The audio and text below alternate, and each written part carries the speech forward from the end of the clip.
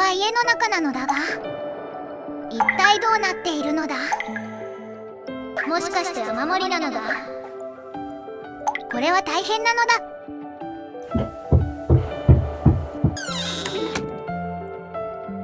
起きるのだ、紬。立ち筋が寝ぼけているよ。寝ぼけているのは紬なのだ。おえ？やっと起きたのだ。青い顔してどうしたんですか？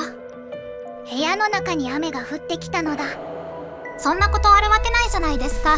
やははははははははは。実際に降ってきたのだ。ベッドの上に。ベッドの上？多分あれのせいですね。あれとは何なのだ？実際に見た方が早いので持ってきますね。よいしょっと。やっぱりポンプが水漏れしてたみたいですね。これは何なのだ？どう見てもポンプですね。機種は三相電機の 25PSPG2533B ですね。口径25の持久タイプで3相 200V の 250W ですね。ふむふむ。3相 200V 使用なので電気代半分ですね。それはお得なのだ。シャフトから水漏れしている感じですね。それで回転によって海水をまき散らします。それは激ヤバなのだ。多分メカニカルシールの摩耗が原因ですね。寿命なのだ。部品が届いているので交換すれば治ります。ちなみに2万円くらいしました。それはお高いのだ。口径25の小型のポンプですが9万円くらいするので、新品を買い替えるよりは安いですね。それはエコなのだ。では修理を始めましょうか。まずはタンク部分のケーシングカバーを外しましょう。8本のボルトで止まっているので外します。手回しは面倒なのでインパクトドライバーを使います。はあ、インパ結構長いですね。背面のナットはつけておくと行方不明になりません。残り7本も同じように外します。ちなみにこのタンクの中に呼び水を入れ使います。吸い込み配管の空気が抜けるまで水が来ないので、空っぽだとメカニカルシールが焼けて壊れます。それはやばいのだ。最初から水を入れておけば冷却されるわけですね。あと液体自体に潤滑の効果もありますね。それはナイスアイデアなのだ。ケーシングカバーが外れたみたいですね。続いて内部ケーシングを取り外しましょう。3つのネジで固定されていますね。それっぽい見た目ですが羽ではありません。この部分は固定されていて動きません。液体をいい感じに誘導する役目があります。それは重要そうなのだ。インパクトで緩めたのでネジを抜きます。ネジを抜いたので引っ張れば外れるはずです。結構硬いですね。張り付いているみたいです。パワーは全てを解決します。無事に外れたのだ。内部ケーシングはこんな感じですね。羽を折って水を逃がしません。手前の入り口から上の出口まで効率よく導く設計ですね。流体力学なのだ。こちらがインペラですね。つまり羽です。手で回りますがなんかガリガリしていますね。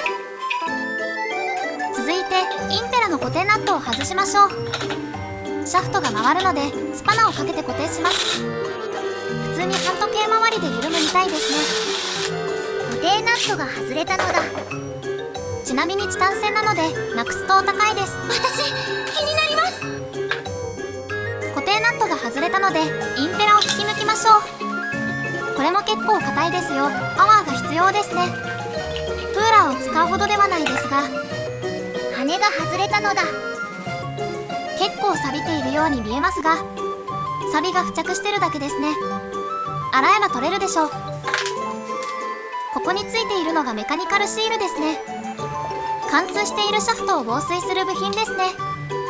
これもパワーで引き抜くのだ。こちらが取り外した後ろ側のシールですね。例の2万円の部品の一部ですね。うな重何人前なのだ。固定用の金属ケースが分離して残ったので、こちらも取り除かないといけませんね。金属ケースが外れたのだ。最後はインペラにはまってる前側のシールですね。これで一式揃いましたね。取り外し作業は完了です。前後のシールをこすり合わせて水を止める構造ですね。なんだかうまく噛み合わないのだ。というわけでこちらが使用後と使用前のシールです。厚みは残っているような気もしますが、水が漏れるということは寿命なのだ。どっちにしろ交換するしかないですね。シールがないとシャフトの周りはこんな感じです。後ろ側が見えるのだ。隙間が空いているので当然水が漏れますね。とても重要パーツみたいなのだ。汚いのでささっと掃除しましょう。きれいになったのだ。ちなみに乾くと元に戻ります。シャフトの周りもきれいに拭き取ります。ここはシールの周りのゴムがはまるので重要ですね。後ろ側のシールを穴にはめ込んで押し込みます。置く位置が悪いのだ。ギリギリ見えるのでよし。硬いのでしっかり均等に押し込みましょう。インペラも増えたらきれいになりましたね。インペラの裏には前側のシールを取り付けます。こちらもゴムが巻いてあるので硬いです。きつくて入らないのだけど。仕方ないので濡らしましょう。ゴムを溶かさないシリコンオイルを吹きかけます。多分魚にも無害と思われます。もう一度押し込んでみるのだ。今度は大丈夫みたいなのだ。画面の外で簡単に入りましたね。続いてシャフトのくぼみにキーをはめ込みます。キーがないとインペラが空回りします。インペラの穴にも溝があってキーで固定されます。なるほどなのだ。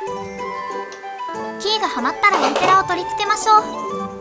溝とキーの位置を合わせて差し込みます。回せばはまるので分かりますね。入ったみたいなのだ。バネがあるので押し返しますね。インペラがついたらワッシャーをはめます。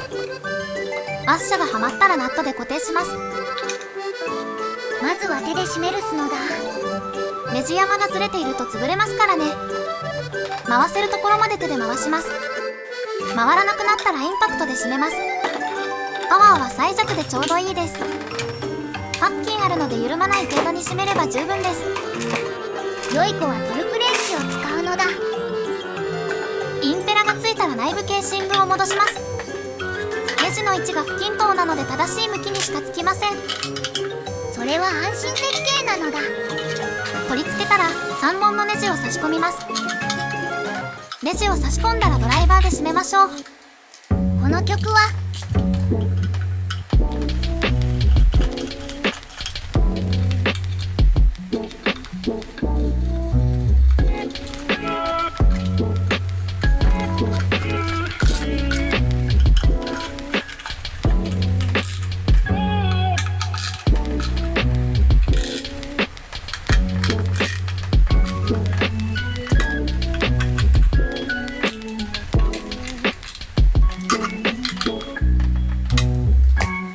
最後にケーシングカバーを戻しましょう。カバーをはめたらボルトとナットで固定します。全部で8本あるのだ。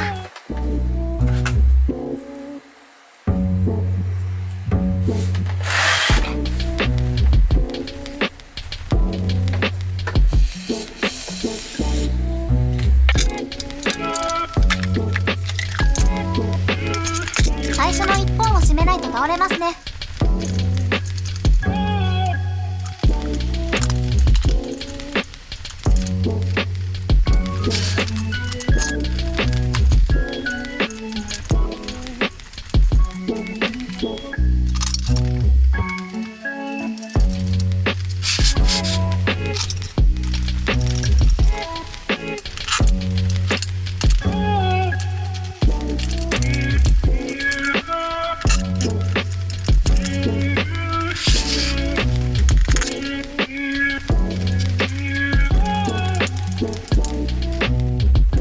ある程度手で締めたらインパクトで締め付けします。均等に締めないと水が漏れます。あと強く締めすぎると壊れます。それはまずいのだ。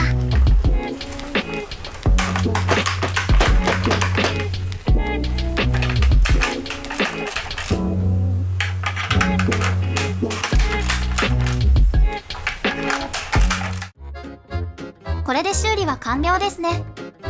吸い込み側のフランジを置いてきたので水を溜めてテストできませんが、まあ大丈夫でしょう。電源もないのだ。動力なら家の壁まで来てますけど、電線引っ張ってくるのが面倒ですね。屋内に入れると内線規定的にあれですし、いい加減古臭いルールは廃止するのだ。やっと修理が完了しましたね。錆びてる部分を黒く塗れば完璧でしょう。というわけでアーシは寝ますね。ずんだもんもそろそろ寝るのだ。これでやっと安心して眠れるのだ。今日は疲れたのだ。とても冷たいの